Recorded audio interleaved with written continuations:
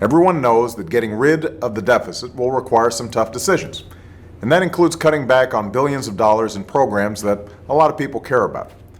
But what should be easy is getting rid of the pointless waste and stupid spending that doesn't benefit anybody.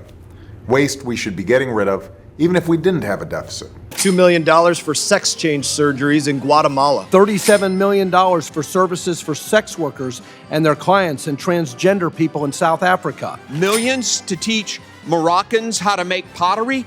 The Moroccans were making pottery before we were a country. $520 million to pay consultants to teach people in Africa about climate change. USA distributed around 800 million condoms last year, and this was in 93. The argument that condoms are not being distributed obviously has some holes in it. $42 million for Johns Hopkins to research and drive social behavior, and $250,000 for FIU for DEI training, and $244,000 for Stanford to do leadership training, not life-saving programs. $1.5 million to promote LGBTQ causes for immigrants in Latin America, allowing them to litigate against foreign governments, primarily Catholic nations. $10 million for circumcision in Mozambique. There's another example for you.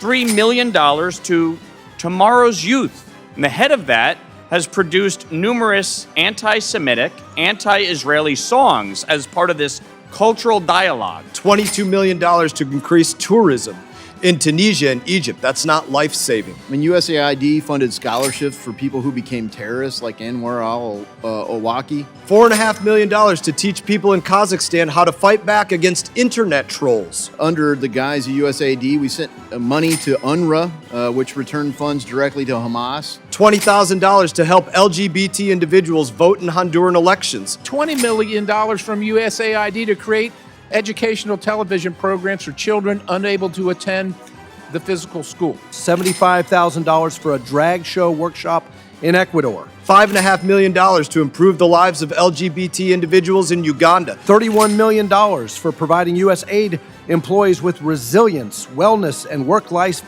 balance counseling. $25,000 for diversity recruitment events.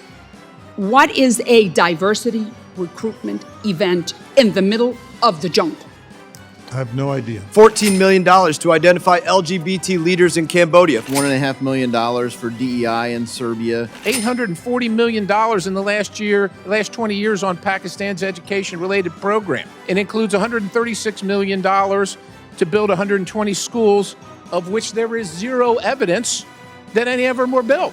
Yeah, they can't attend it because it doesn't exist. You paid for it. Somebody else got the money.